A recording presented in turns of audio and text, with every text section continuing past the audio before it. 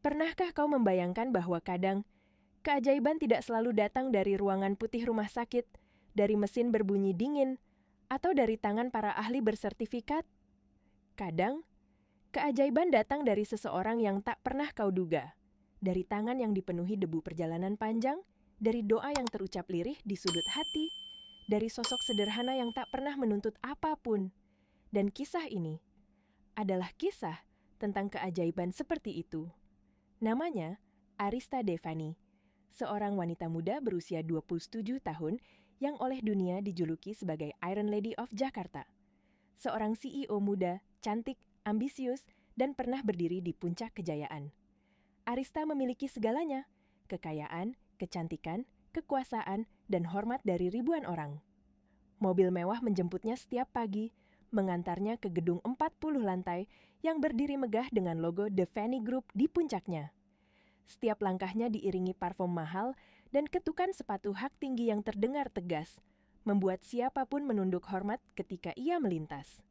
Namun, di balik senyumnya yang dingin dan wibawanya yang kokoh, Arista sebenarnya menyimpan kesepian yang sangat panjang. Sejak kecil ia tumbuh tanpa belayan ibu, dan ayahnya yang keras hanya mengajarinya satu hal. Kekuasaan adalah segalanya. Ia tumbuh, berlari, berjuang dengan sisa luka yang tak pernah sembuh. Tapi ia terus berjalan, karena dunia menuntutnya untuk kuat, untuk tidak rapuh, untuk selalu menang, hingga suatu malam yang mengubah segalanya. Setelah rapat panjang dengan investor asing, Arista menyetir sendiri di tengah hujan deras. Jalan tol licin, pikirannya penuh pertengkaran kecil dengan adiknya mengenai warisan keluarga. Musik lembut di mobilnya tak mampu menenangkan hatinya, dan tiba-tiba, dari arah berlawanan, sebuah truk besar melintir dan menabrak pembatas jalan. Arista tak sempat mengerem. Dentuman keras menghantam seluruh tubuhnya. Mobil mewah itu terguling berkali-kali. Suara logam bergesek, kaca pecah, jeritan rem, semuanya mengguncang malam Jakarta yang basah. Arista mencoba bersuara, tapi suaranya tercekat. Ia mencoba menggerakkan kakinya, namun tidak ada apapun. Tidak ada rasa, tidak ada respons. Hanya dingin yang merayap naik dari pinggangnya, darah mengalir dari pelipisnya, dan dalam sisa kesadarannya, ia berbisik lirih, "Tolong, aku masih ingin hidup." 3 minggu kemudian, ia terbangun di ruang perawatan intensif. Bau obat, suara mesin monitor, dinginnya AC, semuanya menyambutnya seperti kenyataan pahit yang tak bisa ia hindari. Dokter-dokter terbaik dunia datang, memeriksa, mencoba, berharap. Namun satu kalimat tetap sama. Ibu mengalami cedera tulang belakang yang parah, kemungkinan untuk berjalan kembali sangat kecil. Dunia Arista runtuh seketika. Segala yang membuatnya berdiri selama ini lenyap begitu saja. Kursi roda menjadi penjara baru yang mengurung langkah-langkah masa lalunya. Ia memecat hampir semua staf, menolak tamu, menutup semua cermin. Ia tak ingin melihat dirinya yang baru. Wanita kuat itu kini hanya bayangan dari dirinya sendiri. Setiap pagi ia duduk di balkon, menatap langit Jakarta yang kelabu. Kadang ia tertawa kecil, kadang menangis dalam diam. Kesepian mencengkeram seluruh ruang hidupnya. Dan meski ia membenci rasa kasihan orang lain, jauh di dalam hati kecilnya ada bisikan halus yang tetap bertahan. Mungkin ini belum akhir. Ia tidak tahu bahwa doa lirihnya itu sedang didengar, bahwa takdir sedang menulis bab baru untuk hidupnya. Dan bab itu akan dimulai oleh hujan, oleh sore kelabu, dan oleh seorang pemuda sederhana dengan sebuah tas kecil berisi jarum perak. Bab pertemuan itu sedang menunggu di tikungan takdir. Hari-hari berlalu, musim berganti, namun hidup Arista seolah berhenti di satu titik yang gelap dan beku. Kursi roda itu kini bukan sekadar alat bantu, tetapi penjara yang diam-diam merampas identitasnya sebagai wanita kuat yang dulu berdiri tegak di panggung bisnis Jakarta. Setiap pagi, cahaya matahari masuk dari jendela besar kamarnya, menyentuh wajah cantik yang kini pucat tanpa riasan. Dahulu ia selalu bangun dengan semangat, memegang ponsel, mengecek laporan keuangan, mengatur strategi perusahaan miliaran rupiah. Kini, Satu-satunya hal yang ia lakukan hanyalah menatap jam dinding, menghitung detik yang berjalan terlalu lambat, seakan-akan waktu pun enggan menyentuh hidupnya lagi. Ayahnya, Darmadin, awalnya menolak percaya bahwa putrinya yang selama ini ia banggakan bisa terpuruk sedalam itu. Ia mengerahkan segala hal yang bisa dibeli oleh kekuasaan. Fisioterapis kelas dunia, perawatan eksperimental, terapi sel punca di luar negeri. Berapapun biayanya, ia bayar. Berapapun syaratnya, ia penuhi. Namun hasilnya selalu sama. Tidak ada perubahan. Tidak ada respon saraf. Tidak ada harapan. Di sebuah rumah sakit modern di Swiss, dokter asing berkata pelan, "Maaf, Bu, saraf motorik bagian bawah mati total. Kemungkinan pulih amat kecil." Kata kecil itu terasa seperti belati yang menancap di hati Arista. Ia menatap kakinya yang terbungkus selimut tebal, diam, dingin, seperti bukan bagian dari tubuhnya lagi. Saat itu, seluruh keangkuhannya runtuh, seluruh kekuatannya hilang. Yang tersisa hanyalah seorang wanita rapuh yang merasa dunia telah mengabaikannya. Sekembalinya ke Jakarta, Arista memilih mengasingkan diri di lantai atas rumah megahnya. Ia memecat sopir, sekretaris, bahkan asisten pribadinya yang sudah bekerja dengannya sejak ia masih kuliah. "Aku tidak butuh belas kasihan siapapun," katanya dingin, namun suaranya bergetar. Tanpa Arista, The Fanny Group mulai kehilangan arah. Saham turun, proyek tertunda, para investor gelisah. Namun Arista tak peduli. Dunia di luar jendela besar itu tak lagi penting baginya. Ia menolak rapat, menolak wawancara, menolak semuanya. "Aku bukan cerita tragis untuk menghiasi sampul majalah," gumamnya sambil menatap langit Jakarta yang abu-abu. Setiap malam, ia menonton video lama dirinya saat masih kuat dan dihormati. Saat ia berdiri menerima penghargaan sebagai CEO termuda tahun itu. Ia melihat sosok dirinya yang percaya diri, dan hatinya terasa perih. "Apakah dia masih aku?" bisiknya lirih.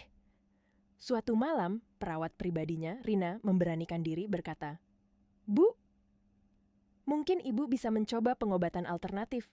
Banyak orang sembuh lewat cara lain." Arista menatapnya tajam. "Pengobatan alternatif? Setelah miliaran kubayar untuk teknologi modern, kau pikir aku akan percaya tusukan, ramuan, atau mantra desa?" Namun, ketika pintu kamar menutup kembali dan keheningan menyelimuti ruangan, hatinya justru bergetar. Kata-kata sederhana itu terngiang lagi dan lagi di kepalanya. Banyak orang sembuh lewat cara lain. Malam itu, ia tidak bisa tidur. Ia menatap kakinya yang tak bergerak, lalu memejamkan mata dan berbisik sangat pelan, penuh luka, tetapi juga penuh rindu akan harapan. "Kalau memang masih ada cara, tunjukkan padaku, Tuhan, sekali saja." Ia tidak tahu bahwa doa itu sedang berjalan melalui hujan yang turun pelan, melalui angin lembut yang membawa aroma tanah basah, dan melalui langkah seorang pemuda sederhana yang sedang menuju rumahnya. Pemuda itu membawa tas kecil berisi jarum perak, peninggalan kakeknya, seorang tabib tua yang pernah dipercaya banyak orang. Tak lama lagi, takdir akan mengetuk pintu rumah megah itu, dan hidup Arista Din yang beku akan mulai bergerak lagi, bukan oleh dokter, bukan oleh uang, bukan oleh teknologi, tetapi oleh iman, oleh ketulusan, dan oleh seseorang bernama Bayu. Langit sore itu kelabu. Hujan turun pelan, menetes di atas genteng rumah megah keluarga Din. Rumah yang berdiri angkuh di kawasan elit Jakarta Selatan. Gerbang tinggi berwarna hitam dengan ornamen emas tampak seperti tembok pemisah antara dua dunia. Dunia mewah yang sering menutup pintunya dari kenyataan, dan dunia luar yang penuh kesederhanaan. Di depan gerbang itu berdiri seorang pemuda dengan tubuh basah kuyup. Bajunya menempel di kulit, rambutnya turun ke dahi karena hujan, dan di pundaknya tergantung tas kecil yang sudah kusam termakan waktu. Pemuda itu bernama Bayu, lelaki sederhana berusia 25 tahun, tampak biasa, tetapi sorot matanya menyimpan ketenangan mendalam. Ketenangan yang lahir dari iman, bukan dari kemewahan. Ia mengetuk gerbang pelan. "Permisi, saya melamar kerja," ucapnya sopan pada satpam yang menatapnya dengan curiga. "Lowongan apa?" "Ini bukan tempat sembarangan, Nak," sahut Satpam. Bayu menunduk hormat. "Saya dengar rumah ini membutuhkan tukang kebun baru. Saya bisa bekerja keras, Pak." Satpam itu mendengus, lalu menelepon seseorang di dalam rumah. Tak lama kemudian, seorang asisten rumah tangga membuka pintu depan. Dari kejauhan, Bayu bisa melihat kemegahan rumah itu.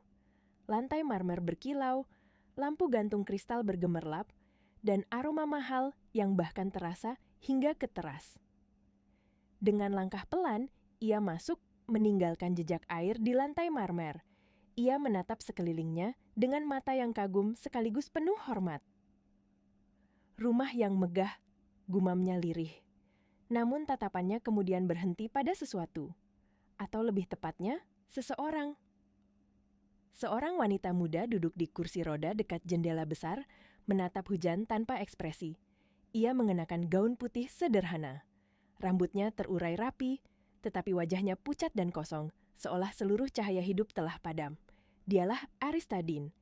Asisten rumah tangga memperkenalkan Bayu cepat-cepat. "Bu, ini calon tukang kebun, tapi sepertinya dia belum punya pengalaman di tempat sebesar ini." Arista hanya mengangguk tanpa menoleh. "Terserah, suruh dia mulai besok." Namun sebelum asisten itu sempat menuntunnya pergi, Bayu melangkah maju. Satu langkah kecil, tetapi mengubah seluruh udara di ruangan itu. Ia menatap kaki Arista yang terdiam, lalu menatap wajah wanita itu, lurus, lembut, tanpa rasa kasihan, tanpa kepura-puraan. Ada sesuatu di matanya, sebuah keyakinan yang tenang, bersih, dan jujur. "Permisi, Bu." Suaranya pelan tapi mantap. "Saya rasa saya bisa bantu menyembuhkan Ibu." Ruangan mendadak membeku. Asisten rumah tangga spontan terbelalak. "Apa kau bilang? Menyembuhkan Ibu? Kamu siapa?" Satpam di pintu tertawa pendek. "Anak muda, kamu tahu siapa yang kamu ajak bicara? Semua dokter dunia menyerah." Bayu tetap berdiri dengan tenang. "Saya bukan siapa-siapa, Pak, tapi saya membawa ilmu dari kakek saya. Seorang tabib akupunktur di desa. Banyak yang sembuh lewat tangannya." Asisten mendengus sinis. "Ini rumah modern, bukan tempat dukun kampung. Ayo keluar sebelum saya panggil keamanan."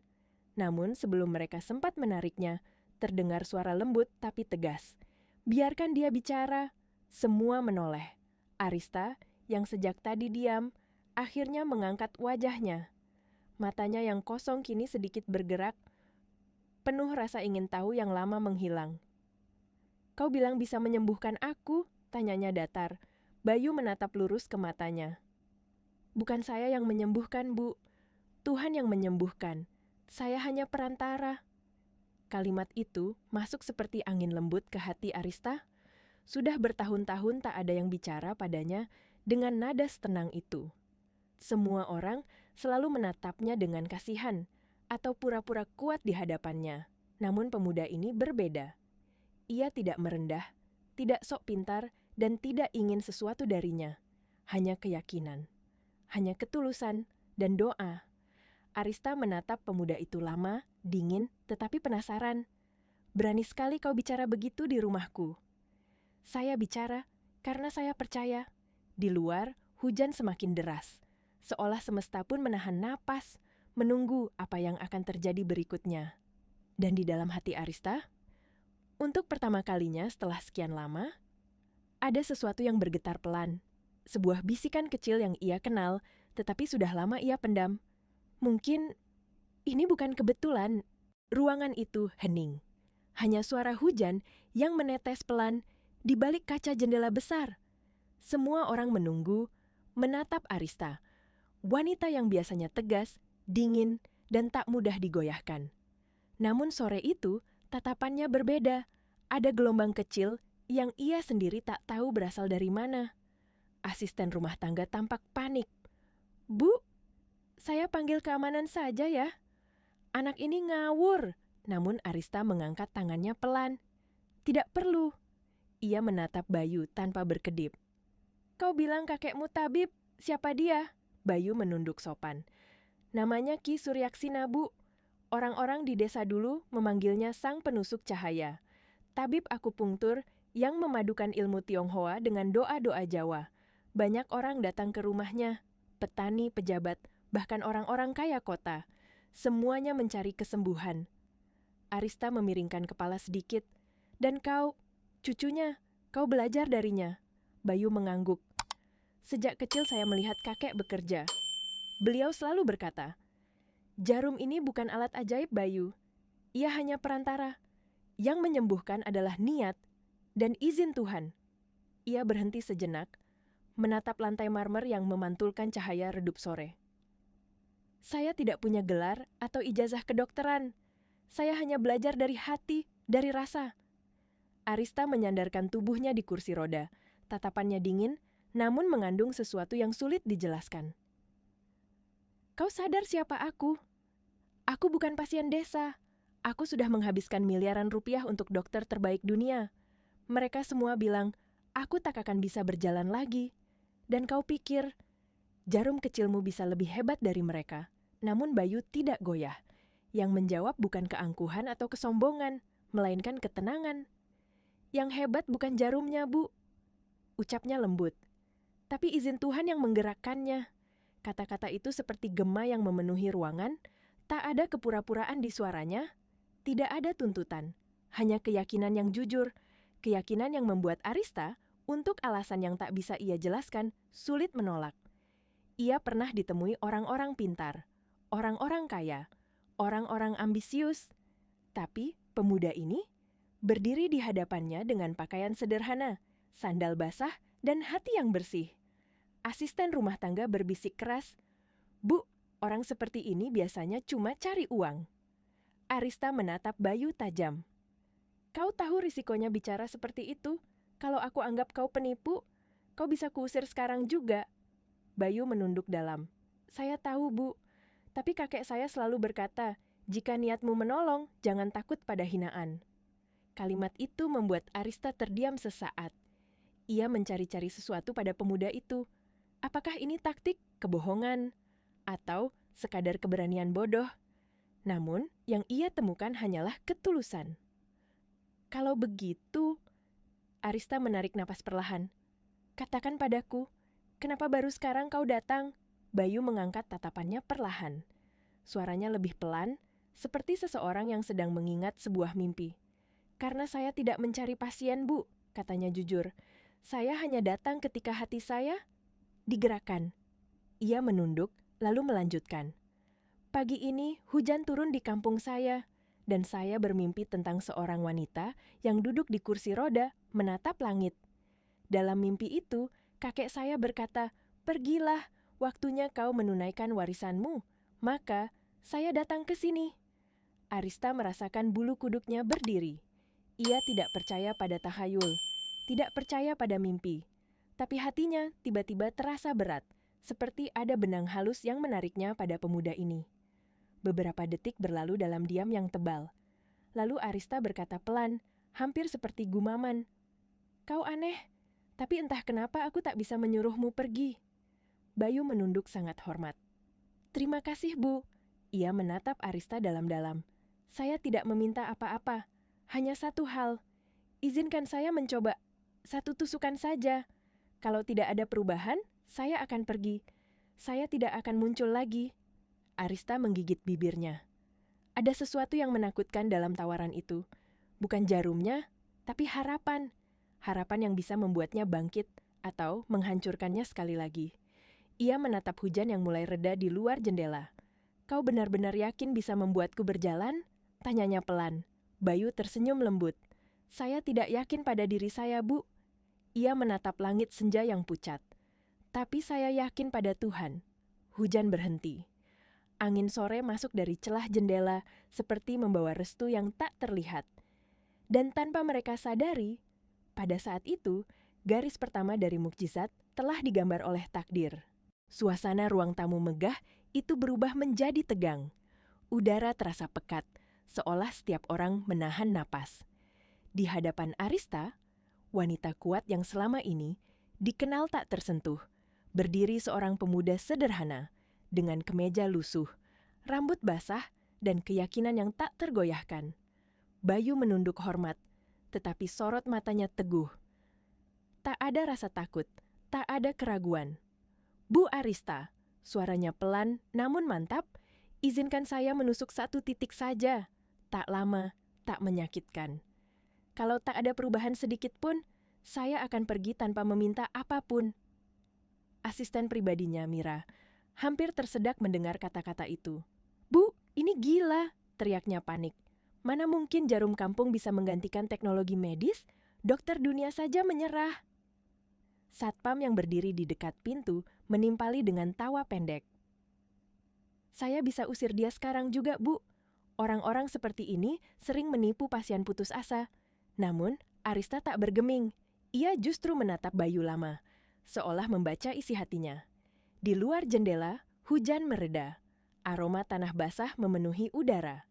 Dalam diam itu, Arista melihat sesuatu dalam diri Bayu. Ketulusan yang belum pernah ia lihat pada siapapun selama bertahun-tahun. "Bagaimana kau bisa yakin satu tusukan jarum itu bisa membuatku berjalan lagi?" tanyanya dengan suara dingin, namun hatinya bergetar. Bayu menjawab tanpa ragu.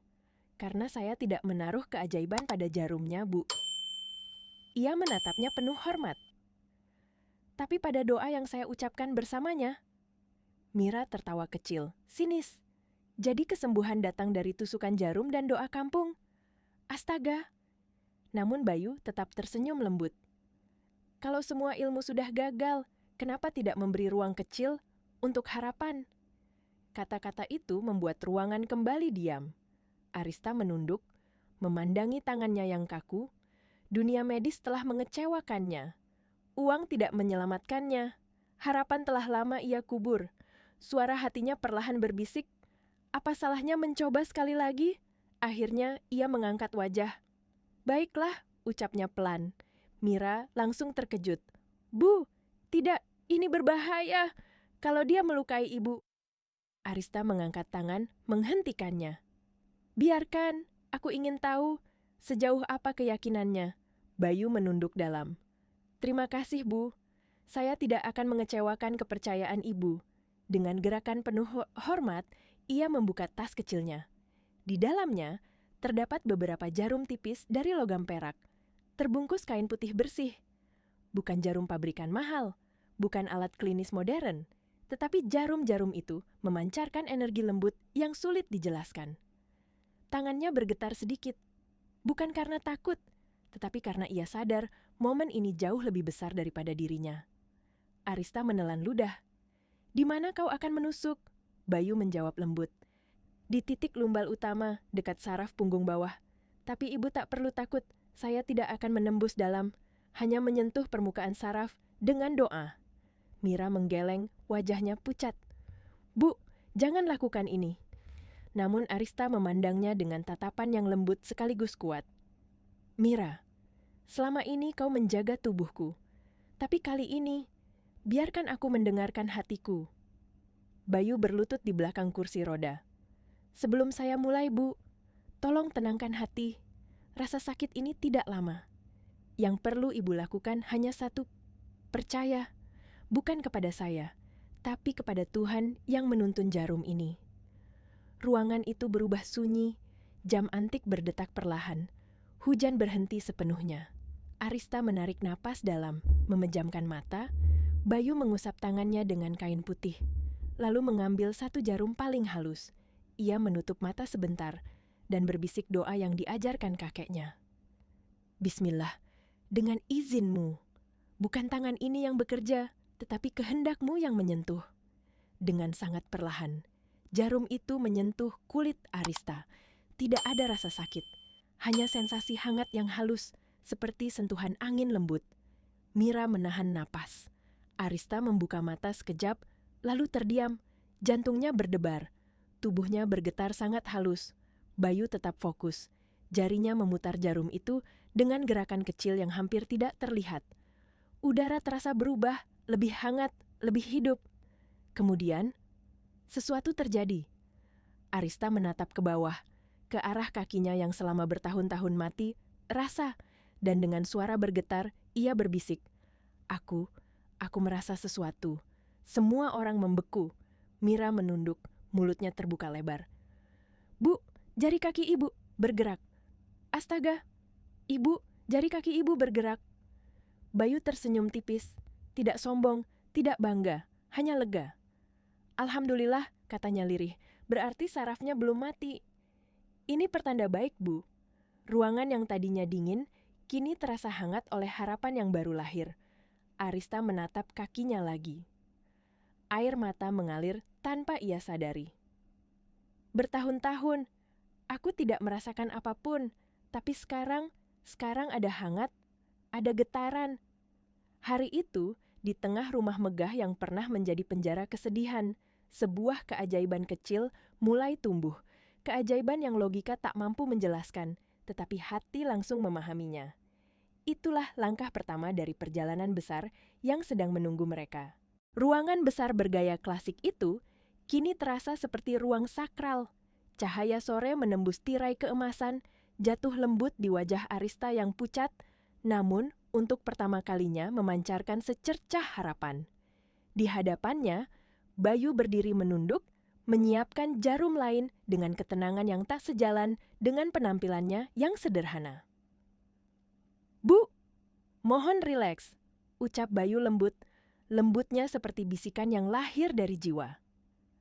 Arista mengangguk meski jantungnya masih berdebar hebat. Bukan karena takut, tapi karena sesuatu yang hangat sedang bangkit di dalam dirinya, sesuatu yang sudah lama mati. Mira berdiri di sudut ruangan, menggigit bibir, menahan napas. Ya Tuhan, apa yang sedang kita lakukan ini? Gumamnya hampir tak terdengar. Bayu berlutut di depan kursi roda dan menyentuh perlahan kaki kanan Arista. Sentuhan itu membuat tubuh Arista tersentak. Bukan karena sakit, melainkan karena perasaan asing yang menyeruak dari tempat yang dulu tenang. Terlalu tenang. Sudah bertahun-tahun tidak ada siapapun menyentuh kaki itu dengan penuh hormat. Tidak dengan rasa kasihan. Tidak dengan ketakutan. Hanya hormat. Dengan izin Allah, bisik Bayu, mata terpejam. Bukan tangan ini yang bekerja, tapi kehendaknya. Lalu dengan gerakan pelan, sangat pelan, ia menusukkan jarum tipis itu ke titik saraf antara pergelangan dan punggung kaki Arista. Sesaat, tidak ada apa-apa. Mira menggeleng, wajahnya penuh kecemasan. Satpam di pintu belakang bahkan menahan tawa. "Sudah saya bilang, cuman orang gila," bisiknya pada pelayan lain. Namun Bayu tetap tenang. Ia menutup mata, memutar jarum kecil itu dengan gerakan lembut seperti menari di udara. Gerakan yang tidak dipelajari dari buku. Gerakan yang lahir dari meditasi, dari doa, dari warisan seorang tabib tua yang hidup dengan cinta. Arista menatap kosong. Ia ingin percaya. Tuhan tahu ia ingin percaya, tetapi logika menolaknya. Namun tiba-tiba, sesuatu menjalar. Hangat, pelan, kemudian semakin jelas. Dari telapak kakinya, merambat ke betisnya, seolah ada aliran energi yang membangunkannya dari tidur panjang. Arista menunduk cepat, tidak percaya. Jari-jarinya bergerak. Sangat kecil, nyaris tak terlihat, tapi cukup untuk membuat seluruh tubuhnya tersentak. Aku merasakan sesuatu. Bisiknya gemetar. Mira berlari mendekat, menunduk, menatap dengan mata melebar. "Bu, jari ibu bergerak, saya lihat. Bu, ibu bisa merasakannya." Bayu tersenyum tipis, penuh syukur, bukan kesombongan. "Alhamdulillah, berarti sarafnya belum mati. Ini pertanda sangat baik, Bu." Arista memegang bibirnya, seolah mencoba menghentikan tangis. "Aku, selama ini, tidak merasakan apapun, bertahun-tahun, tapi sekarang aku bisa merasakan hangat." Mata Mira berkaca-kaca. Ia berlari keluar, memanggil dokter keluarga. Tidak lama setelah itu, 2 dokter datang dengan wajah bingung dan alat pemantau saraf. "Ada apa ini?" tanya salah satunya. Mira tergesa-gesa menunjuk. "Lihat sendiri, kakinya bergerak." Dokter mendekat, memandang layar monitor saraf. Dan benar saja, ada impuls listrik kecil. Satu garis hidup yang selama ini mereka tak pernah lihat. "Ini mustahil," gumam salah satu dokter. Wajahnya pucat. Kami telah memastikan saraf motorik bawahnya mati total. Bagaimana bisa muncul impuls? Bayu menarik jarumnya perlahan, menempelkan kain kecil di titik tusukan.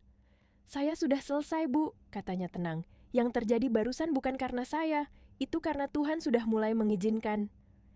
Arista menatapnya dengan mata berkaca-kaca, bukan lagi dengan dingin atau sinis, tetapi dengan rasa kagum yang tulus. Bagaimana kau tahu harus menusuk titik itu? Bayu tersenyum lembut. Saya hanya mengikuti intuisi yang diajarkan kakek saya. Kadang titik penyembuhan bukan di tubuh, tapi di hati orangnya.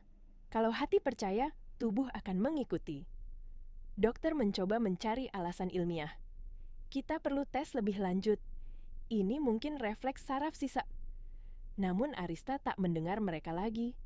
Ia menatap Bayu seperti melihat cahaya kecil di tengah kegelapan yang selama ini mengurungnya. Bayu menutup tas kecilnya. Besok saya kembali, Bu. Tapi tolong, jangan takut pada rasa sakit. Karena disitulah harapan mulai hidup. Ia membungkuk hormat, lalu berjalan keluar rumah di bawah langit sore yang kembali cerah.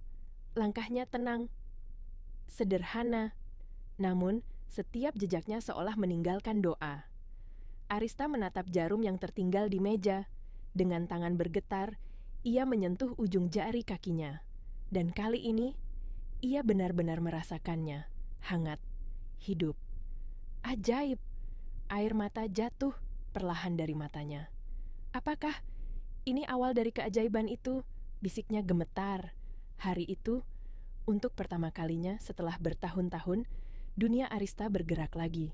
Pagi itu, halaman rumah besar keluarga Dean tak lagi tenang seperti biasanya. Deretan mobil media memenuhi jalan depan rumah. Wartawan membawa kamera, mikrofon, bahkan drone kecil yang berterbangan di atas pagar tinggi berornamen emas. Dunia luar tiba-tiba diguncang kabar yang terdengar mustahil. CEO lumpuh mulai bisa menggerakkan kaki setelah ditusuk jarum seorang pemuda misterius. Berita itu viral secepat kilat. Judul-judul sensasional muncul di media sosial. Keajaiban atau penipuan? Tabib kampung guncang dunia medis. Arista Dean mengalami kesembuhan tak terduga. Di ruang tamu rumah megah itu, Arista duduk di kursi roda medis, menatap layar televisi dengan ekspresi tegang.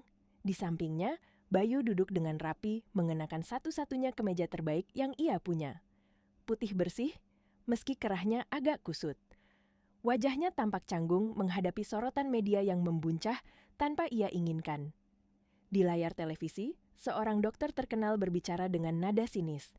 Tidak mungkin, cedera tulang belakang tidak bisa dipulihkan oleh jarum biasa. Dokter lain menimpali. Kalau benar begitu, tutup saja semua rumah sakit. Bayu menunduk pelan. Tidak marah, tidak tersinggung, hanya sedih. Saya tidak pernah ingin dikenal, Bu, ucapnya lirih. Saya hanya ingin membantu ibu sembuh. Arista menoleh perlahan. Sorot matanya hangat, kebalikan dari sorotnya yang dulu dingin dan penuh kebencian terhadap dunia. Dunia memang suka mencemooh hal yang tak bisa mereka jelaskan, Bayu. Tapi, aku tahu apa yang kurasakan. Aku tahu, ini bukan kebetulan. Mira masuk tergesa-gesa. Wajahnya gelisah. Bu, beberapa wartawan sudah menunggu di gerbang. Mereka ingin wawancara langsung. Apa saya usir saja? Arista menghela napas panjang. Tidak perlu. Biarkan mereka mencari jawaban sendiri. Yang penting, kita lanjutkan terapi hari ini. Tapi Bu, Mira tampak ragu. Kalau mereka menyerang Bayu, biarkan. Arista memotong dengan tegas namun lembut. Aku bertanggung jawab. Bayu menatap wanita itu dengan hormat. Terima kasih, Bu. Tapi kalau Ibu mau menghentikan semuanya, saya mengerti. Tekanan mereka terlalu besar. Arista tersenyum samar, senyum yang muncul dari hati seorang wanita yang akhirnya menemukan harapan setelah bertahun-tahun tenggelam dalam gelap.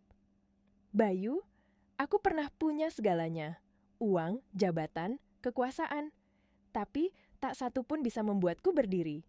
Dan sekarang, satu tusukan jarummu memberi aku harapan pertama setelah bertahun-tahun aku menunggu keajaiban. Kau pikir aku akan berhenti hanya karena mereka tidak percaya? Bayu terdiam, menunduk menahan haru. Kalimat ibu cukup menjadi doa bagi saya. Sore itu, Terapinya dimulai lagi. Tirai ditutup rapat, ruangan disterilkan, aroma minyak herbal memenuhi udara.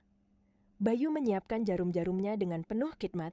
Jemarinya bergerak perlahan seperti seseorang yang sedang merawat sesuatu yang sangat berharga. Arista menarik napas panjang. Ia tidak lagi takut. Tusukan itu kini bukan rasa sakit, tapi pintu menuju harapan. Ketika jarum menusuk kulitnya, hangat itu kembali. Lebih kuat. Lebih jelas. Kakinya kembali merespons. Getaran halus menjalar dari bawah ke betisnya. Reaksi positif, ujar Bayu senyum tipis. Tubuh ibu mulai menerima aliran energi baru. Arista menahan air mata. Dulu aku membayar ratusan juta hanya untuk membuat jari kakiku bergerak 1 milimeter. Sekarang, aku mendapatkannya dari doa seseorang yang bahkan tidak tahu rasanya tidur di kamar mewah. Bayu menatapnya lembut. Karena Tuhan tidak melihat siapa yang kaya atau miskin, Bu. Ia hanya melihat siapa yang masih mau berharap. Di luar, wartawan masih berkerumun menunggu skandal. Namun mereka tak tahu bahwa di balik dinding rumah megah itu sedang terjadi keajaiban yang tak bisa ditangkap kamera. Keajaiban yang hanya bisa dirasakan oleh dua hati yang mulai terhubung lewat kepercayaan dan ketulusan. Beberapa hari kemudian, dokter pribadi Arista datang memeriksa ulang. Saat melihat hasil pemindaian saraf, wajahnya pucat. Ini tidak mungkin. Ada regenerasi jaringan di area yang sebelumnya mati. Total. Siapa yang melakukan ini? Arista tersenyum tipis. Bukan siapa, tapi apa? Dokter itu menatap Bayu, antara kagum dan takut. Kau bukan dokter, tapi entah apa yang kau lakukan, tubuhnya merespons. Bayu hanya menjawab sederhana. Saya hanya mengetuk pintu yang tidak berani dibuka oleh ilmu. Malam itu, Arista duduk di jendela kamarnya menatap bintang, sesuatu yang sudah lama tak ia lakukan. Bayu, bisiknya pelan. Kau bukan hanya menggerakkan kakiku, kau membuat hatiku hidup lagi. Bayu menunduk dengan kerendahan hati yang begitu tulus. Kalau begitu, saya sudah menjalankan amanah kakek saya dengan benar. Di malam yang sunyi itu, di antara cahaya bintang dan doa yang tak terucapkan, keajaiban kecil itu tumbuh menjadi sesuatu yang jauh lebih hangat, lebih dalam, lebih berbahaya. Sesuatu yang mulai mirip cinta. Hari-hari berikutnya mengalir seperti sungai tenang yang terus membawa perubahan kecil namun berarti. Setiap pagi, Arista menunggu suara langkah lembut di teras rumah. Langkah yang kini ia kenal lebih baik daripada suara detak jam di dinding.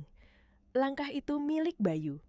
Setiap hari, ia datang dengan tas kecil berisi jarum, minyak herbal, dan senyum tulus yang menenangkan hati siapapun yang melihatnya.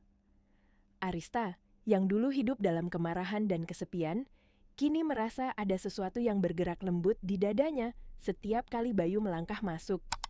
Ia tidak pernah mengakuinya, bahkan kepada dirinya sendiri. Tapi jantungnya selalu berdetak sedikit lebih cepat saat mata mereka bertemu. Tarik napas pelan, rasakan dari dalam, jangan takut.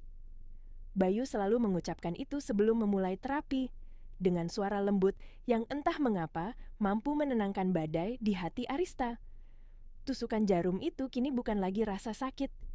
Ia justru merasakannya seperti pintu yang membuka sesuatu yang lama beku, seperti jendela kecil menuju kehidupan yang dulu ia kira sudah tertutup selamanya. Kemampuannya meningkat drastis. Dulu hanya bisa menggerakkan jari. Sekarang ia mulai bisa menggerakkan betis. Lalu berdiri dengan bantuan tongkat. Beberapa langkah kecil, lalu beberapa langkah lagi.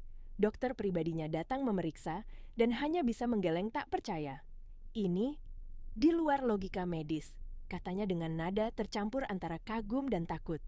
Namun Arista tahu, apa yang terjadi padanya bukan karya logika. Yang bekerja adalah ketulusan dan doa seseorang yang Tuhan kirimkan pada waktu yang tepat. Setiap sore setelah sesi terapi, Arista dan Bayu duduk di taman belakang rumah. Taman itu dulu hanya dekorasi mati. Bunga-bunganya layu, tanahnya kering. Namun sejak Bayu datang, melati kembali mekar, mawar merekah, dan udara terasa lebih hidup. Lihat, Bu. Bayu menunjuk bunga melati yang dulu hampir mati. Bunga ini kembali tumbuh. Arista tersenyum, senyum yang dulu hampir mustahil muncul di wajahnya. Sepertinya bukan cuma bunga yang kau hidupkan. Bayu. Bayu terdiam sebentar, menunduk sopan. Saya hanya menyiramnya, Bu. Yang menumbuhkan tetap Tuhan. Keheningan jatuh di antara mereka. Keheningan yang bukan canggung, tetapi hangat. Hanya suara angin sore dan burung kecil yang ikut menemani. Arista memandang pemuda itu diam-diam. Wajahnya sederhana, kulitnya sedikit gelap terbakar matahari. Tapi mata itu tenang, penuh kedamaian, seolah dunia tidak pernah menyakitinya. Ia sadar, perlahan, bahwa kehadiran Bayu membuat jiwanya ikut sembuh. Namun di sisi lain, Bayu sendiri mulai gelisah. Ia sadar batas antara mereka terlalu jauh. Arista adalah pewaris perusahaan besar, hidup dalam dunia megah, pernah dikagumi banyak orang. Sedangkan dirinya hanyalah anak kampung, cucu tabib, berjalan dari rumah ke rumah dengan tas kecil lusuh di pundaknya. Ia tahu siapa dirinya. Ia tahu posisinya. Dan ia tahu perasaannya tidak boleh tumbuh terlalu jauh. Malam itu, ketika sesi terapi selesai, Arista memandang Bayu yang sedang membereskan jarum-jarumnya. Bayu, panggilnya lembut. Bayu berhenti. Iya, Bu. Arista menatapnya dalam. Jangan panggil aku Bu lagi. Bayu membeku. Hatinya tersentak. Aku merasa kita tidak lagi seperti pasien dan penyembuh. Bayu terdiam lama. Ia merasakan sesuatu pecah dalam dirinya, sesuatu yang ia tahan berbulan-bulan. Ia menatap Arista, seolah ingin memastikan apakah ia tidak salah dengar. Namun tatapan wanita itu lembut. Tidak ada perintah, tidak ada superioritas, hanya kejujuran. Dengan suara nyaris berbisik, Arista berkata, "Namaku Arista." Nama itu meluncur dari bibirnya seperti doa. Bayu menarik napas dalam. Arista. Untuk pertama kalinya, ia mengucapkannya tanpa rasa takut. Namun, setelah kata itu keluar, ia menunduk dalam-dalam. Saya bukan siapa-siapa, Arista. Saya tidak pantas terlalu dekat. Kalau perasaan ini salah, biarlah tetap menjadi doa. Arista menatapnya, dadanya perih. Kalimat itu menusuk seperti jarum kecil, bukan pada tubuh, tapi pada hatinya. Namun ia tahu Bayu tidak salah. Dunia mereka berbeda, sangat berbeda. Tetapi justru karena itu, kata-kata Bayu terasa paling tulus yang pernah ia dengar dalam hidupnya. Sebelum pulang, Bayu menatapnya untuk terakhir kali. Saya bahagia melihat Arista bisa berjalan lagi. Itu sudah cukup bagi saya.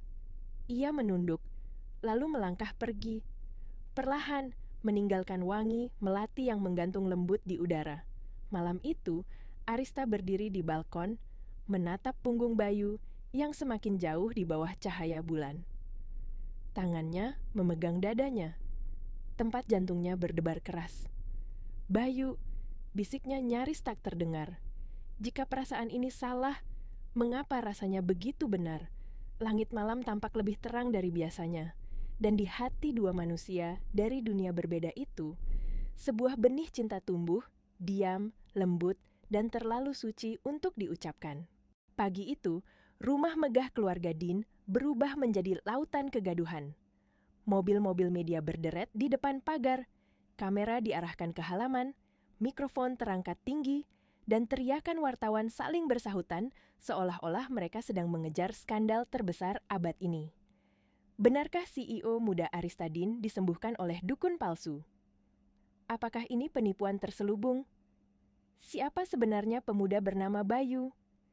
Video terapi Arista yang direkam diam-diam seseorang sudah tersebar di internet. Cuplikan ketika jarum menusuk kakinya menjadi bahan olok-olok. Netizen terbagi dua. Sebagian percaya keajaiban, sebagian lagi menuduh Arista tertipu dan mempermalukan dunia medis. Di ruang tamu, Arista menatap layar televisi dengan wajah tegang.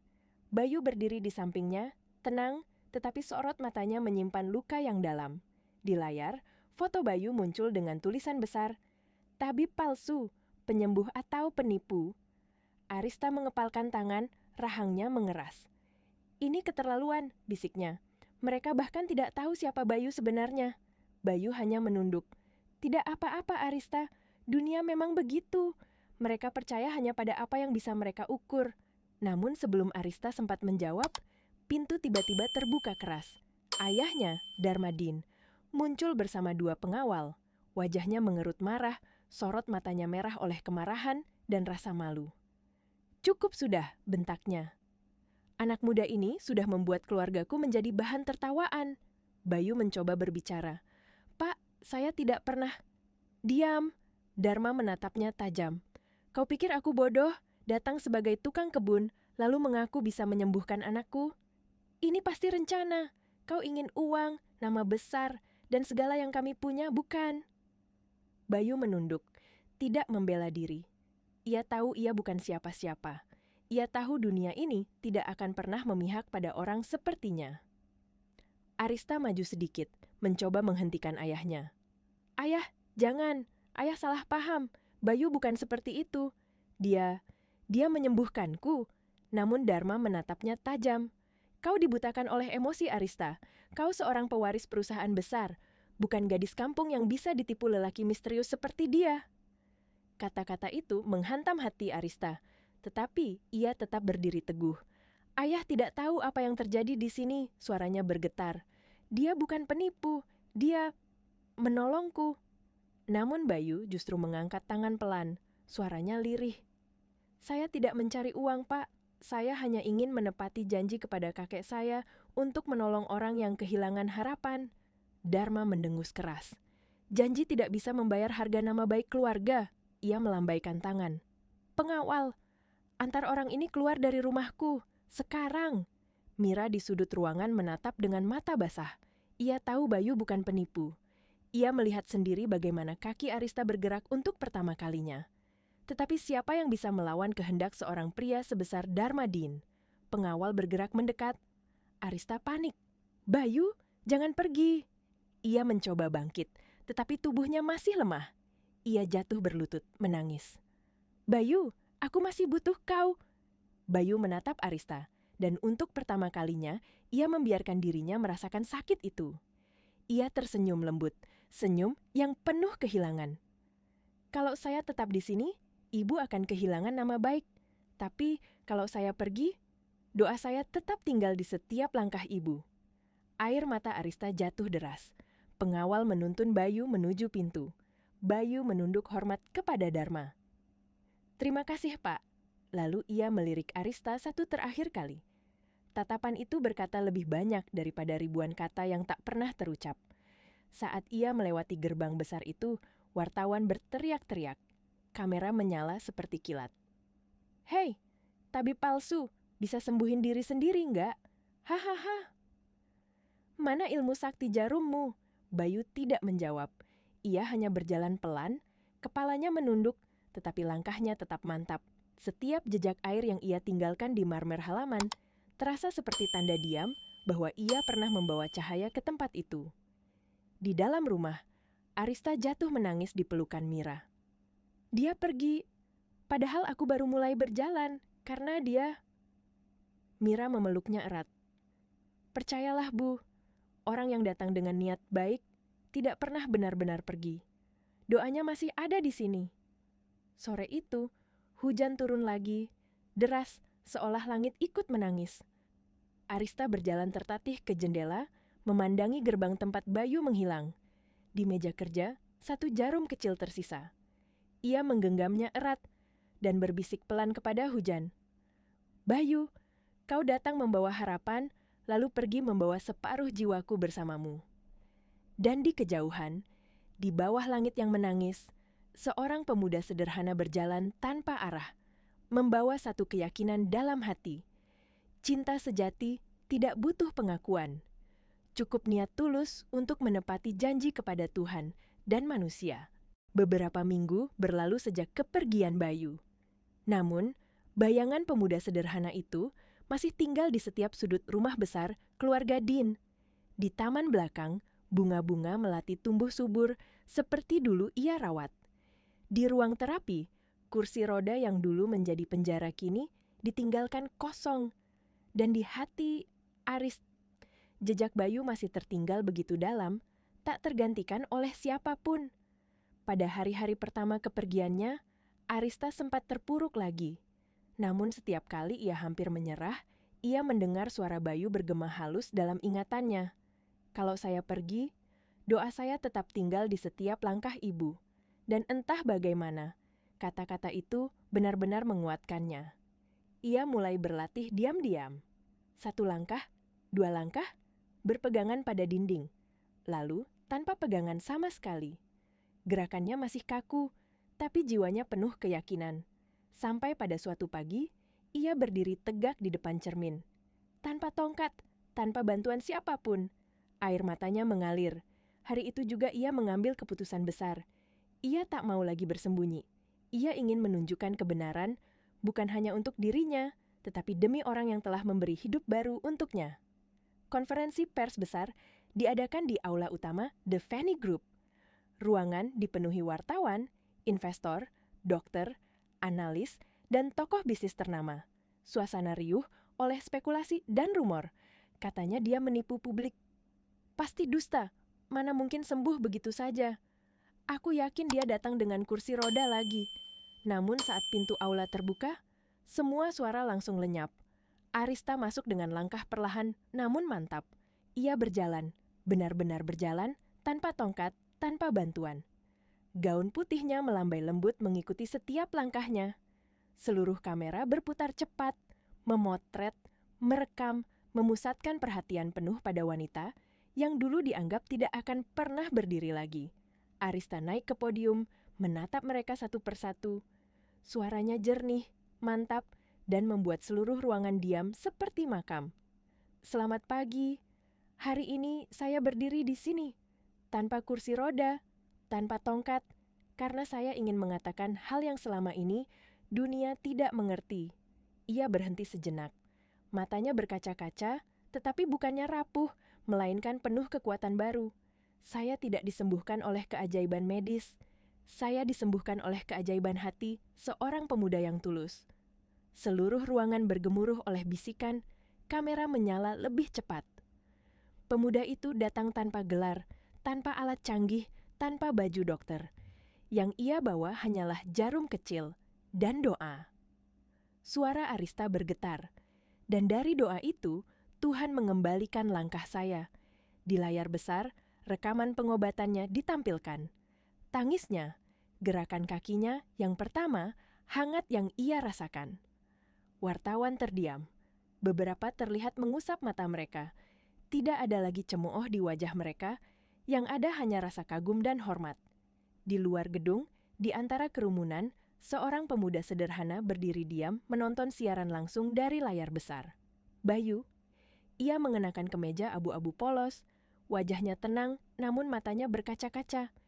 Ketika melihat Arista berdiri di panggung itu, ketika melihat wanita yang dulu tak bisa menggerakkan jarinya kini melangkah dengan penuh keyakinan. Bibirnya tersenyum kecil, air mata turun tanpa ia sadari. Alhamdulillah kakek, bisiknya pelan. Aku sudah menepati janji. Di podium, Arista seolah bisa merasakan sesuatu. Ia menatap ke arah jendela besar, ke arah tempat Bayu berdiri jauh di luar sana. Mata mereka tidak benar-benar bertemu, tapi hati mereka saling tahu. Arista mengakhiri pidatonya dengan kata-kata yang membuat seluruh negeri terdiam. Keajaiban tidak datang dari uang atau gelar. Keajaiban datang ketika hati kita terbuka dan ketika seseorang berani mencintai tanpa pamrih. Tepuk tangan bergemuruh memenuhi ruangan. Namun Bayu berbalik perlahan meninggalkan tempat itu. Ia datang hanya untuk memastikan ia tidak bermimpi. Setelah tugasnya selesai, ia pergi seperti bayangan, tenang dan ikhlas. Setahun berlalu. Nama Arista Dean kini dikenal sebagai simbol kekuatan dan harapan. Namun di balik semua itu, ia masih merindukan seseorang yang tidak pernah meminta imbalan apapun darinya. Bayu menghilang tanpa jejak, kembali ke desa di lereng gunung, meneruskan pengobatan sederhana peninggalan kakeknya. Ia menolak wawancara, uang, ketenaran. Ia hanya berkata kepada warga desa, nama baik bukan milikku. Nama baik milik dia yang memberi izin bagi setiap kesembuhan. Namun, Arista tidak berhenti mencari. Ia mengirim orang ke berbagai daerah, tetapi selalu gagal. Hingga suatu pagi, hari yang sama dengan hari pertemuan pertama mereka. Arista mengadakan perayaan kecil di taman belakang rumah. Langit cerah, matahari turun menembus dedaunan melati yang bermekaran. Arista mengenakan kebaya putih sederhana, rambutnya disanggul rapi. Di tengah taman ada sebuah meja kecil, tempat satu jarum perak disimpan dalam bingkai kaca, simbol perjalanan hidupnya yang berubah. Ia memandang jarum itu dan berbisik, "Dari sini, hidupku dimulai lagi." Tiba-tiba, terdengar langkah kaki dari gerbang taman. Perlahan, semua kepala menoleh. Seorang pria muda berjalan masuk dengan pakaian rapi, namun sederhana. Membawa tas kecil yang sangat ia kenal. Bayu. Waktu seolah berhenti.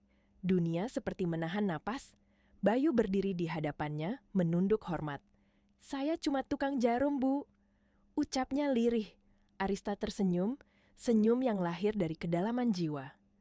"Dan aku, wanita yang hidup kembali karena tusukan takdirmu." Darmadin, yang dulu mengusir Bayu, melangkah maju dengan mata berkaca-kaca. "Anak muda, dulu aku salah menilaimu. Maafkan aku." Bayu menunduk. "Saya tidak pernah menyimpan dendam, Pak. Saya hanya ingin melihat putri Bapak bisa tersenyum lagi." Arista menatap Bayu dengan mata yang penuh rasa syukur dan cinta. Kemudian ia mengulurkan tangannya. "Bayu, takdir mempertemukan kita bukan untuk saling menyembuhkan luka, tetapi untuk berjalan bersama sebagai dua manusia yang saling menguatkan." Bayu menggenggam tangannya pelan. Burung-burung kecil berterbangan, melati berguguran seperti hujan putih yang indah. Arista menatap hadirin dan berkata perlahan, "Dari jarum kecil, lahirlah cinta besar. Dari luka, lahirlah mukjizat." Bayu membisikkan kata-kata terakhir di telinganya. "Takdir ini bukan milik jarumku, tapi milik dua hati yang Tuhan satukan lewat luka. Di bawah langit yang cerah, di taman yang pernah menjadi saksi penderitaan, kini berdiri dua insan yang telah disatukan oleh mukjizat cinta, keikhlasan, dan doa yang tak pernah putus." Inilah akhir kisah mereka, dan awal dari perjalanan hidup baru yang Tuhan takdirkan.